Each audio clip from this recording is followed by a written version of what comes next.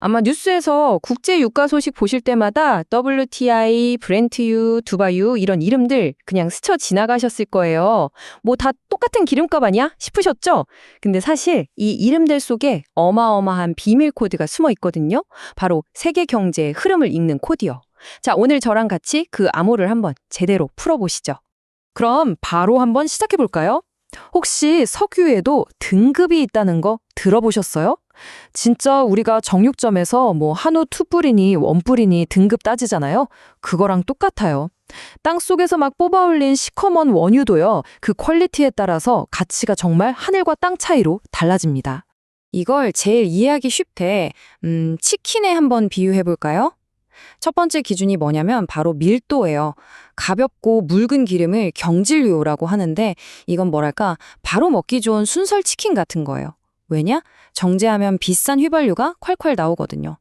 반면에 무겁고 좀 끈적한 중질류는 손질이 좀 더 필요한 뼈 있는 치킨에 가깝다고 보시면 됩니다. 자, 두 번째 기준은 황 함량입니다. 황이 적으면 sweet, 원유, 많으면 sour 원유라고 불러요. 이름 진짜 재밌죠? 달콤하고 시큼하다니. 이게 말 그대로 불순물이 적은 달콤한 스위트 원유가 정제 비용도 훨씬 적게 들고 또 환경에도 좋으니까 당연히 더 비싼 값에 팔리는 거죠. 자, 그럼 방금 배운 거 순살이냐 뼈냐 그리고 스위트냐 사워냐 이 기준을 가지고 이제 본격적으로 세계 육아의 표준이 되는 이른바 빅3, 3대장을 만나보겠습니다. 얘네들 각각 품질은 어떤지, 어떻게 운반되는지, 또 주고객은 누군지 한번 쫙 훑어보자고요. 네, 여기 표를 보시면 세 주인공의 프로필이 딱 한눈에 들어오시죠. 최고급 품질을 자랑하는 WTI, 전 세계 표준인 브렌트유, 그리고 우리 아시아 시장의 기준이 되는 두바이유. 바로 이런 결정적인 차이점들이 가격 차이를 만들어내는 겁니다. 자, 먼저 미국 대표 선수죠. 서부 텍사스산 원유 WTI입니다. 품질은 뭐 말할 것도 없이 최고 등급 스위트 순살이죠. 근데 여기서 진짜 중요한 특징이 하나 있어요. 바로 생산지에서 파이프라인, 그러니까 송요관을 통해서만 운송된다는 점. 이게 핵심입니다. 그래서 이 WTI 가격을 보면 미국 내수 경기가 어떤지, 물류 상황이 어떤지를 가장 민감하게 알 수 있는 지표가 되는 거예요. 자, 이제 육지를 떠나서 바다로 한번 나가볼까요? 바로 북해에서 생산되는 브렌트유입니다. 얘도 WTI처럼 품질 좋은 스위트 순살이에요. 그런데 결정적인 차이가 뭐냐? 바로 바다에서 생산돼서 거대한 유조선으로 운반된다는 거죠. 이 유연함 덕분에 전 세계 어디로든 팔 수 있잖아요. 그래서 국제 원유 거래의 3분의 2 이상이 바로 이 브렌트유 가격을 기준으로 돌아가고 있습니다. 뭐 명실상부한 글로벌 스탠더드인 셈이죠. 마지막으로 우리한테 가장 중요한 기름이죠. 바로 두바이유입니다. 중동에서 나는 사워 중질유, 그러니까 뼈 있는 시큼한 치킨 정도로 보시면 돼요. 품질은 솔직히 앞선 둘보다 좀 떨어져요. 하지만 아시아 국가들이 가장 많이 수입하는 원유가 바로 이겁니다. 우리나라만 해도 수입 원유의 70% 이상이 이쪽이거든요. 그래서 우리 동네 주유소 기름값에 가장 직접적으로 영향을 미치는 건 바로 이 두바이유 가격인 거죠. 자, 여기까지는 이제 실물 원유의 특징을 알아봤어요. 근데요, 우리가 뉴스에서 매일 보는 그 유가 있잖아요. 그거 사실 지금 당장 거래되는 실제 기름값이 아니에요. 지금부터는 시장의 심리가 작용하는 완전히 다른 세상의 이야기를 좀 해보려고 합니다. 유가에는 크게 현물과 선물이라는 게 있어요. 현물은 말 그대로 지금 당장 눈앞에 있는 배럴에 담겨 거래되는 진짜 기름이에요. 반면에 선물은 뭐냐? 다음 달에 이 가격으로 살게요 라고 약속하는 그냥 종이, 금융계약서입니다.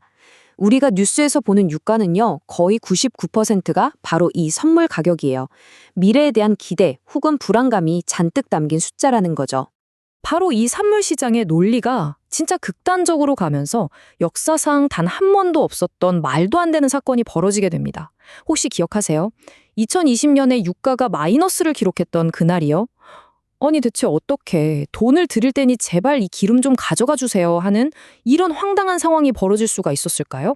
그 원인이 바로 WTI의 치명적인 약점, 바로 그 파이프라인 운송 방식에 있었습니다. 팬데믹 때문에 기름 쓸 사람이 갑자기 싹 사라지니까 송효관 끝에 있는 저장 탱크가 전부 꽉 차버린 거예요. 선물 계약 만기일은 코앞으로 다가오는데 이걸 실물로 받아둘 공간이 없어진 거죠. 그러니까 투자자들이 진짜 울며 겨자 먹기로 돈까지 줘가면서 제발 내 계약 좀 가져가 이랬던 겁니다. 바다를 통해 어디든 갈 수 있는 브렌트유나 두바이유한테는 절대 일어날 수 없었던 WTI만의 비극이었던 거죠. 자, 그럼 이렇게 복잡한 유가들 중에서 도대체 우리는 뭘 봐야 하는 걸까요? 세계 경제의 큰 그림을 잇는 숫자랑 당장 내 지갑 사정을 알려주는 숫자는 완전히 다르거든요. 제가 아주 명확하게 딱 정리해 드릴게요. 만약에 세계 경제 전체가 어떻게 돌아가는지 그 흐름을 파악하고 싶다. 그러면 WTI 선물 가격을 보시면 됩니다. 왜냐?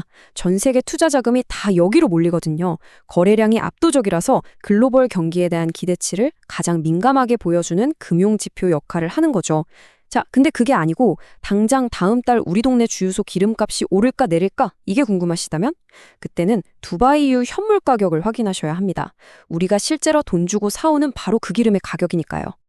딱 이 한 문장만 기억하세요. 세계 경제는 WTI 선물로, 내 지갑은 두바이유 현물로. 어때요? 이제 유가 뉴스 보실 때 어떤 숫자에 딱 집중해야 할지 감이 오시죠? 자, 이제 마지막으로요. 혹시 에너지 주식, 특히 정유사 주식에 관심 있는 분들을 위한 진짜 핵심 팁을 하나 드릴게요. 많은 분들이 되게 단순하게 기름값 오르면 정유사 주가도 오르겠네? 이렇게 생각하시거든요. 근데 실상은 훨씬 더 복잡합니다. 진짜 열쇠는 전혀 다른 곳에 있어요. 정유사의 진짜 실력, 진짜 이익은요, 바로 정제 마진이라는 것에서 나옵니다. 이게 뭐냐면 원유를 사온 가격이랑 그걸 싹 정제해서 만든 휘발유나 경유 같은 걸 팔았을 때의 가격, 그 차이를 말하는 거예요. 그러니까 정유사의 핵심은 기름을 무조건 비싸게 파는 게 아니라 원재료 값과 최종 제품 값 사이에 이 마진을 얼마나 많이 남기느냐, 여기에 달려 있는 겁니다. 그래서 우리가 정유사에 투자를 할 때는요, 이 세 가지의 완벽한 하모니, 이 삼박자를 꼭 살펴봐야 합니다. 첫째, 원재료인 원유 가격은 좀 안정되거나 오히려 떨어져주고, 둘째, 그걸로 만든 제품 가격은 올라서 정제 마진이 커지고, 셋째, 원유는 달러로 사오니까 환율까지 우리한테 유리하게 작용하는 상황. 바로 이 삼박자가 딱 맞아떨어질 때가 정유사한테는 최고의 황금기인 거죠. 어떠세요? 이제 유가라는 숫자가 좀 다르게 보이시나요? 그건 그냥 단순한 가격표가 아니에요. 저 멀리 생산지의 지정학적 리스크부터 거대한 유조선이 오가는 물류의 흐름, 그리고 미래를 내다보는 금융시장의 그 복잡한 심리까지 이 모든 게 얽히고 설켜 있는 거대한 세계지도 같은 겁니다. 이제 다음의 뉴스에서 유가가 올랐다 내렸다 하는 소식을 보게 되시면 과연 그 숫자 뒤에 숨겨진 어떤 이야기를 읽어내실 수 있을까요? 오늘 이야기를 통해서 여러분이 경제를 보는 시야가 적어도 한 뼘은 더 넓어지셨기를 바랍니다.